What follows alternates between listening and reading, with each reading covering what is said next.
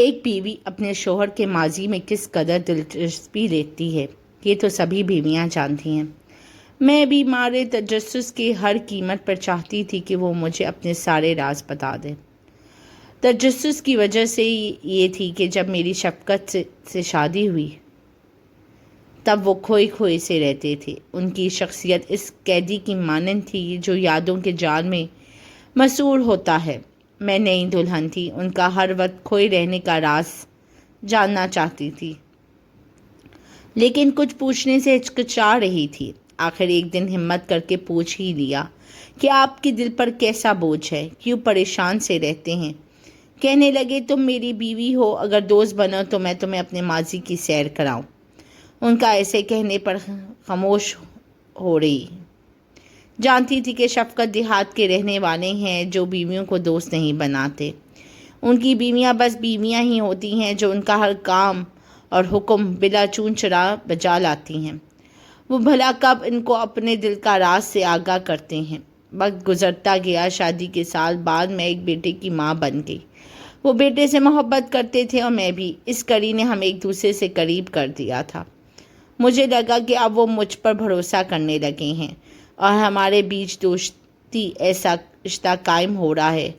تبھی میں نے انہیں کھڑیدا، آپ کے دل میں کیا ہے؟ کبھی کبھی مجھے لگتا ہے کہ آپ ماضی میں کھو جاتے ہیں تو کوئی دنوں تک گمسم رہتے ہیں۔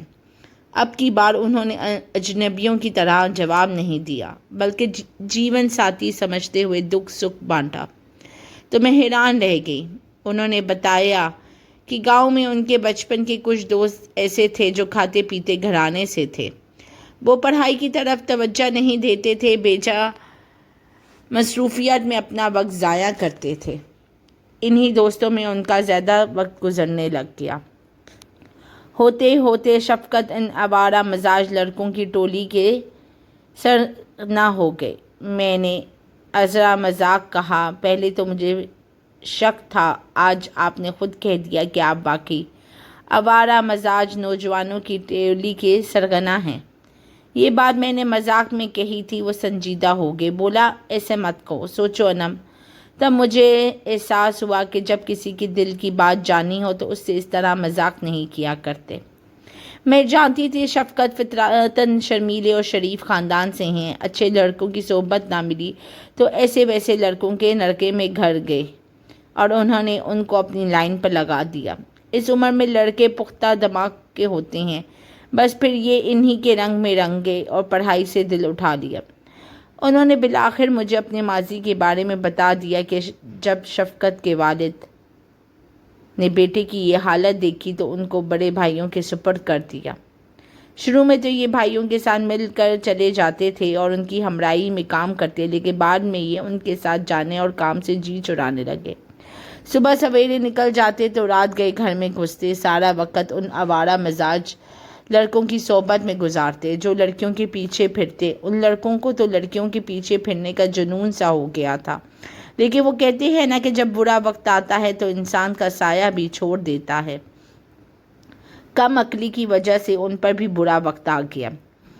ہوا یوں کہ اپنے والد کی نگرانی اور دن رات کی نصیحتیں ان کو بری لگنے لگ گئیں۔ انہیں اب اپنے باپ کی ہر بات سے چڑ رہنے لگی۔ یہ ایسے ہو گئے کہ ہر وہ کام کرتے جس سے ان کو منع کیا جاتا۔ ان کی طبیعت میں ضد پیدا ہو گئی۔ انہی دنوں ان کے ایک دوست ابرار کی گاؤں کی 2-3 لڑکیوں سے دوستی ہو گئی۔ وہ ان کو علیحدہ علیحدہ بیوقوف بنا رہا تھا۔ اکثر شفقت سے بھی کہتا کہ یار تم تو بہت ہی خوبصورت ہو، اچھا لباس بھی پہنتے ہو، پھر بھی کسی لڑکی کو معروف کر کے اسے اپنا دوست نہیں بنا سکے۔ آخر ایسی کیا بات ہے؟ کیا کمی ہے تم میں؟ میں بہت شرمیلا ہوں، شفقت کا یہی جواب تھا۔ ان کی گفتگو تیسرے دوست وقار نے بھی سنی جو قریب ہی میں موجود تھا اور قدرے شریف لڑکا تھا۔ اس نے ابرار سے کہا، یار میں نے کتنی بار تم سے کہا ہے شفقت شریف آدمی ہے، اس کے ساتھ صرف اچھی دوستی رکھو اور ایسے ویسے چکروں میں نہ گھسیٹو، کسی دن اس بیچارے پر مصیبت آ جائے گی۔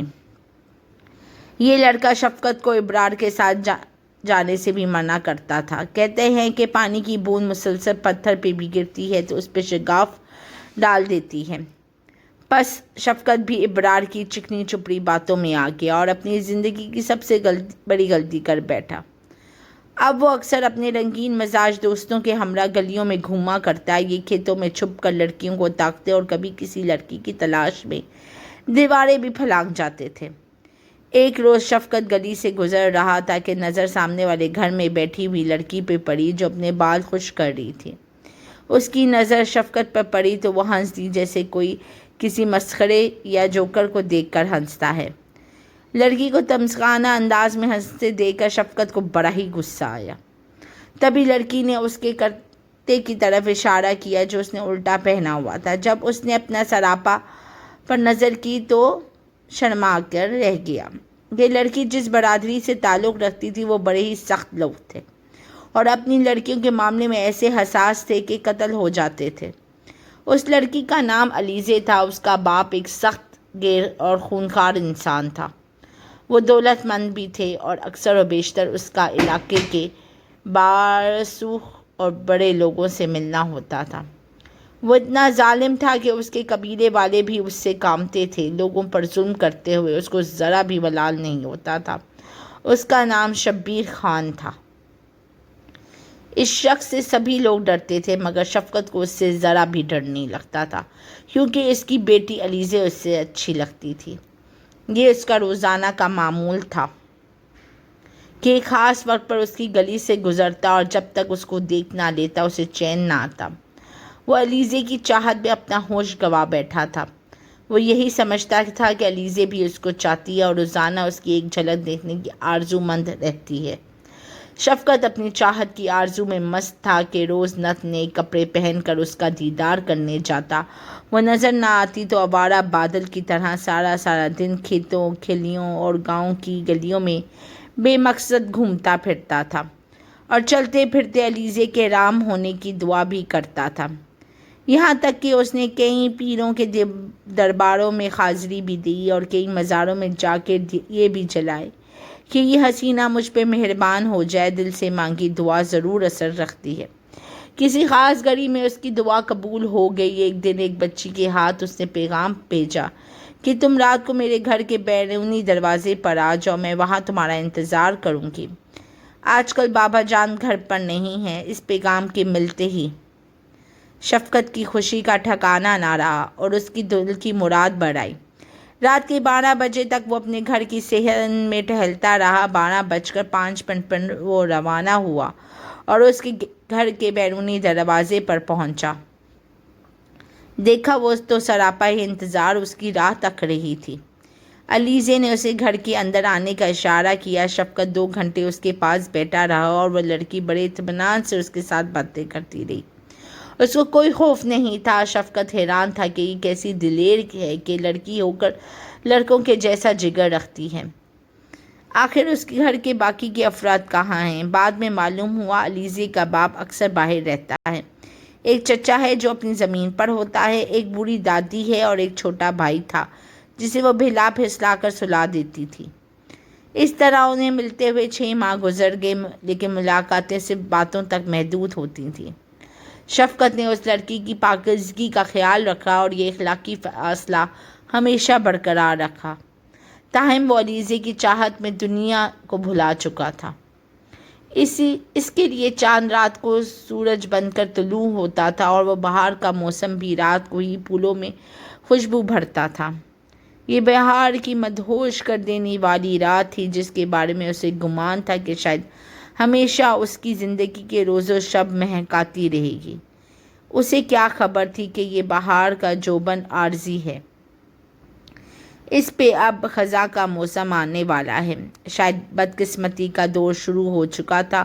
وہ معمول کی طرح اس کے مکان پر پہنچا، دیوار پر چڑھا اور دوسری طرف چھلانگ لگا کر دی کیونکہ اسے معلوم تھا کہ اس کا باپ گھر نہیں ہوگا۔ اب یہ شفقت کی بد نصیبی تھی کہ حالات کی ستم ظرفی کی کسی وجہ سے لڑکی کا باپ گھر واپس آ چکا تھا، لیکن شفقت تو علیزے کا پروانہ تھا اور پروانے کی مانند اس کا دیوانہ بغیر ادھر ادھر دیکھے سیدھا علیزے کے کمرے کی طرف بڑھا اور دروازے کے ساتھ منہ لگا کر دیکھنے لگا۔ ابھی وہ دیکھ ہی رہا تھا، اسے قدموں کی آہٹ سنائی دی۔ پلٹ کر دیکھا تو شبیر خان کھڑا تھا، اونچا، لمبا، بھاری بھرکم، ہپشہ، جیسے کوئی مست ہاتھی چاروں پاؤں پھیلائے کھڑا تھا۔ اس کے ہاتھ میں بندوق تھی۔ شفقت کو دیکھتے ہی اس کا چہرہ وحشتناک ہو گیا اور شفقت کے پیروں تلوں سے زمین نکل گئی۔ اس سے پہلے کہ وہ سنبھلتا، شبیر خان نے اس کے سر پہ بندوق کا بٹ مار دیا اور وہ بے ہوش ہو کر زمین پر ڈھیر ہو گیا۔ ہوش میں آیا تو شبیر خان کے ملازم سر پر کھڑے تھے۔ انہوں نے ٹھوکروں سے شفقت کو زمین پر رول کرنا شروع کر دیا، جیسے قالین کو لپیٹتے ہیں۔ اس کا سارا بدن ہی لہو لہان و نیلو نیل تھا۔ جب انہوں نے دیکھا کہ یہ مرنے کی قریب ہے تو پولیس کو اطلاع کر دی کہ ہمارے گھر کود کر آیا تھا، ہم نے اس کی خاطر تواضع کر دی ہے۔ شفقت کی حالت خیر تھی، سو پولیس والے اسے اسپتال لے گئے۔ جب حالت کچھ سنبھلی تو حوالات میں بند کر دیا۔ انہوں نے شفقت سے تفتیش کری۔ اس نے بتایا کہ میں چوری ڈکیتی کرنے ان کے گھر میں نہیں گیا تھا، بلکہ مجھے خود ان کی لڑکی نے بلایا تھا اور اپنے کمرے میں بٹھایا ہوا تھا۔ جب پولیس علیزے کا بیان لینے گئی تو اس نے الٹ بیان دیا۔ اس نے کہا کہ شفقت اور ابرار نے کافی دنوں سے مجھے پریشان کیا ہوا تھا اور یہ دونوں ہی میری عزت کے دشمن تھے۔ اس طرح ابرار بھی گرفتار ہو گیا۔ جب یہ بیانات ہو گئے تو شبیر خان نے اپنی لڑکی کو بھی معاف نہ کیا، بلکہ ایک رات ٹوکے کے وار کر کے اسے بھی ختم کر دیا۔ علاقے میں حرام بچ گیا۔ پولیس ایک بار پھر وہاں گئی اور علیزے کی لاش کو قبضے میں لیا۔ لڑکی کا پوسٹ مارٹم ہوا تو سب حیران رہ گئے، خاص طور پر شفقت، کیونکہ پوسٹ مارٹم کی رپورٹ میں لڑکی کی پاکیزگی ختم ہو چکی تھی۔ حالانکہ شفقت نے تو کبھی اس کی طرف میلی نگاہ سے بھی نہیں دیکھا تھا۔ جب ابرار پر سختی گئی تو اس نے قبول کر لیا کہ وہ علیزے سے تنہائی میں معنی خیز ملاقاتیں کیا کرتا تھا، جو پاکیزگی کی حدود میں نہیں رہی تھی۔ شفقت کے والد صاحب نے اثر و سلوک استعمال کر کے اپنے بیٹے کی خلاصی کروا لی تھی۔ اسے رہائی تو مل گئی تھی، مگر اقبالیہ بیان کی وجہ سے ابرار پر فرد جرم عائد کر دی گئی تھی اور وہ لمبی سزا میں جیل جا چکا تھا۔ شفقت صاحب جب آزاد ہوئے تب قدر آئی کہ آزادی کتنی بڑی نعمت ہے، اور وہ محبت پر سے تو اس کا ایمان ہی اٹھ گیا تھا۔ علیزے بے یک وقت دونوں دوستوں سے دوستی کا ڈرامہ کھیل رہی تھی، تبھی جان سے گئی۔ شفقت صاحب کا کہنا تھا کہ میں اس کی عزت کرتا تھا تو وہ مجھ سے باتوں کی حد تک ملتی تھی، اور ابرار کا دین ایمان کچھ اور روش پر تھا، وہ اس کے ساتھ اسی روش پہ ملتی تھی۔ جتنی ہمارے شوہر صاحب کی خطا تھی، بقول ان کو اتنی سزا ملی، اور ابرار اب تک جیل میں سزا بھگت رہا تھا۔ شبیر نے اس کی ضمانت بھی نہ ہونے دی تھی اور خود بیٹی کے قتل سے بری ہو گیا تھا کہ وہاں کوئی عینی شاہد بھی نہ تھا۔ یہ سب دولت کے کھیل تھے۔ شفقت نے مجھ سے کہا کہ تم میری ذہنی الجھن اور برسوں سے میرے دل پہ پڑے بوجھ کے بارے میں پوچھ تو رہی ہو، کیا تم مجھ کو معاف کر سکو گی؟ میں نے وعدہ کیا تھا کہ ناراض نہیں ہوں گی اور کبھی ان کو ان کے ماضی کا طعنہ بھی نہیں دوں گی۔ بس انہیں جو دکھ ہے اس کو بانٹنے کی کوشش کروں گی۔ میں حسب وعدہ ان کی بیتی سن کر ناراض نہیں ہوئی، بلکہ تسلی دی۔